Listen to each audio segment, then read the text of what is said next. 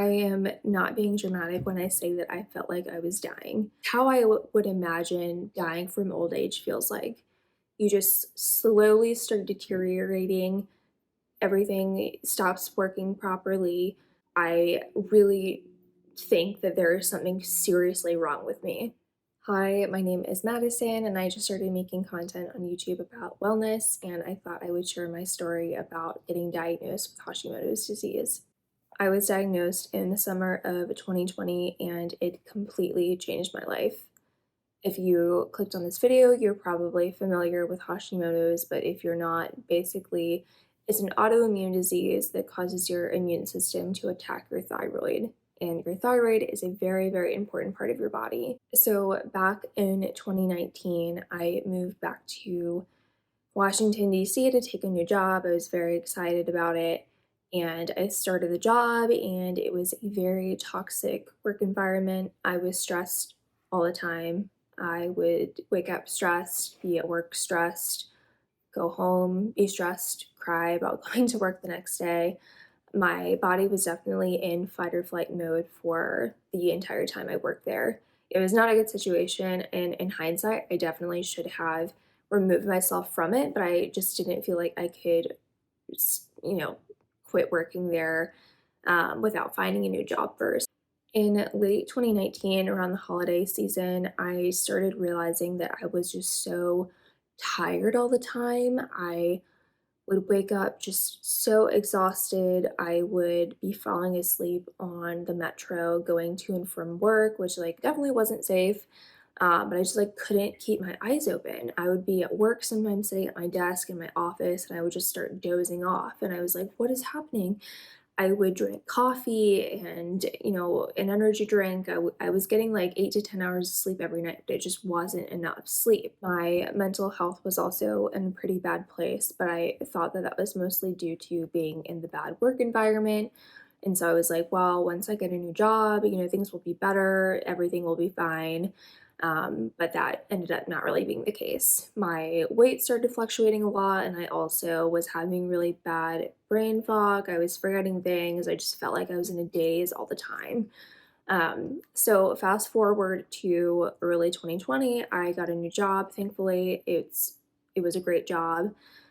Good work environment. I was not as stressed by any means as I was before.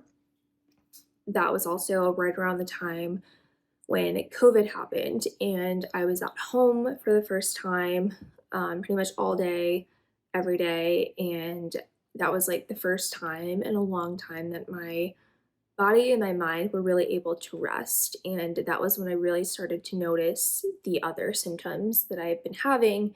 And I realized just how bad things were. I am not being dramatic when I say that I felt like I was dying. I felt like I was on 10% battery all day, every day. Nothing I did made me feel more energized. I describe it to people as if it's how I would imagine dying from old age feels like. You just slowly start deteriorating, everything stops working properly. I just felt so tired. I felt like it was taking everything in me to get up in the morning and get through the rest of my day. And I just felt like I really think that there is something seriously wrong with me. I was at a really low point and I just didn't know how I was going to continue living like this. In early 2020, I definitely should have gone to the doctor sooner, but again, it was during COVID. A lot of the doctors' offices were shut down, and I wasn't able to get an appointment with a primary care doctor. Thankfully, that summer, I did have a gynecologist appointment that I had scheduled, and I was able to go. And my doctor was asking me about how I was doing generally, and I told her about all my symptoms. I was like, I'm really depressed. I am forgetting things all the time. I'm just so exhausted. I can barely function.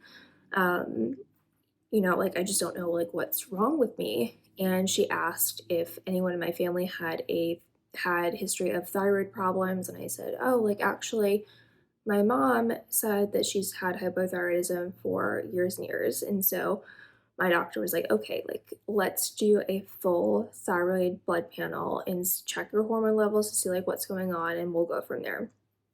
I'm so thankful that she listened to me and she took the initiative to get testing done because for so many people, especially women, like they'll go to doctors with their symptoms and they're just ignored, which is so unfortunate and just unacceptable. When they got the results back, they were able to confirm pretty much immediately that I did have hypothyroidism, and she ended up referring me to an endocrinologist. When I got that news, I began researching all I could, and I quickly learned that the most common cause of hypothyroidism is Hashimoto's. I never heard of it before, I didn't know what it was, and so I did a lot of research on it going into my doctor's appointment. When I met with the endocrinologist for the first time, he confirmed that I did have Hashimoto's disease and that I would need to be on hormone replacement medication for the rest of my life. I asked him, I had been doing all this research on, legitimate medical resources about how diet can play a big role in managing symptoms. And he basically just laughed at me and said, like, diet has nothing to do with Hashimoto's. Like, there's nothing that you should be doing diet wise.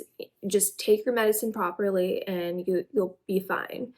And I remember just being so crushed by that interaction because I went in thinking like, okay, even if I have this autoimmune problem, like there are things that I can be doing in addition to taking the medication that might help me feel better. And that conversation with my doctor just left me feeling like there's literally nothing I can do. All I can do is hope and pray that the medicine works and makes me feel better. Otherwise, like, I don't know what I'm gonna do. I remember sitting in my car after the appointment crying and just praying that the medication worked because I just, part of me was happy that I had the diagnosis to put a name to all of the issues that I had been having. But another part of me was just feeling like very discouraged and I just felt like completely helpless. Like all I could do was rely on the medication. I tried to eat as close to whole foods as possible, minimal processed foods, try to avoid really inflammatory seed oils like gums, fillers, like those kinds of things. And I definitely feel like eating this way has helped me feel a lot better. I've done several elimination diets with a nutritionist about 2 years ago, and both of those included eliminating gluten. And I know a lot of people with Hashimoto's say to eliminate gluten or that gluten made them feel really bad, and so they removed it and they feel a lot better now.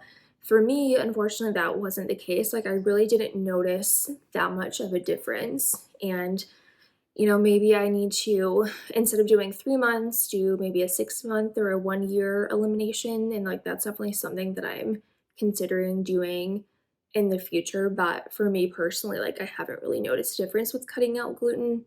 Another thing I did, which may ruffle some feathers, is I removed alcohol from my diet completely last year. I was never a big drinker, but like whenever I was at a work event or like a social thing, like I would maybe have a small drink, and I would always feel so sick and tired for days after. And for me personally, I like there's just no alcoholic beverage that is worth feeling like that for me. So I just decided to completely remove it. My body like doesn't need the extra inflammation, and again, like it's something that I can easily cut out. Another important thing that I've done is eliminate or reduce as many toxic products in my house as possible. So from cleaning products to skincare to makeup, like I really pay attention to ingredients now. There are literally so many endocrine disruptors in all of our products nowadays, and they're not good for anyone, but they're especially not good for people who are struggling with autoimmune problems. Personally, stress is something that is definitely triggering for me. I know, like, when I get very stressed, like, I start feeling like I'm having a flare up of symptoms, and because of that, I really try to minimize stress as much as humanly possible. Therapy was very helpful in giving me the tools to reduce and manage anxiety and stress. And I highly recommend that for anyone, but especially if you're going through an illness like this, I think that therapy can be a really good tool. Something that I've learned throughout this process is that it's okay to put yourself first. I am a people pleaser. I've always put others' needs before my own. And now that I've been on a healing journey, I have had to put myself first in a lot of ways. And I've had to come to the realization that it's not selfish to do that. The people in your life who genuinely care about you will understand that you might have to make lifestyle changes in order to feel better. And again, like the people who care about you will be supportive. And like that's something that I've definitely come to realize throughout the last few years. Getting diagnosed with an autoimmune disease can be a really isolating experience, even though literally so many people, across the US and even around the world, like, are struggling with autoimmune diseases. There is an epidemic of them, um, but that doesn't mean that you don't feel alone in your situation. And so I think like it's really helpful to connect with other people who are going through something similar, um, especially with autoimmune diseases. Most of them are invisible illnesses. Hashimoto's is an invisible illness, and unfortunately, that can make living with this disease feel really isolating because you're not hooked up to tubes, you don't have a cast on. Like, on the surface, people might not think that there is anything different about you, but internally, you just don't feel like yourself anymore. And that can feel like a really isolating thing. And again, it's so important to have people in your corner who support you. And it's also a good idea to connect with other people who are dealing with the same things too, like whether that's online or in person. Just knowing that you're not alone and that other people are going through the same thing can be encouraging and helpful in your healing journey. So, I hope this video was helpful. If you resonated with it, please consider giving it a thumbs up or consider subscribing to my channel. Again, like I'm still like relatively new at making content on YouTube, so the support is really appreciated. Thank you so much for watching.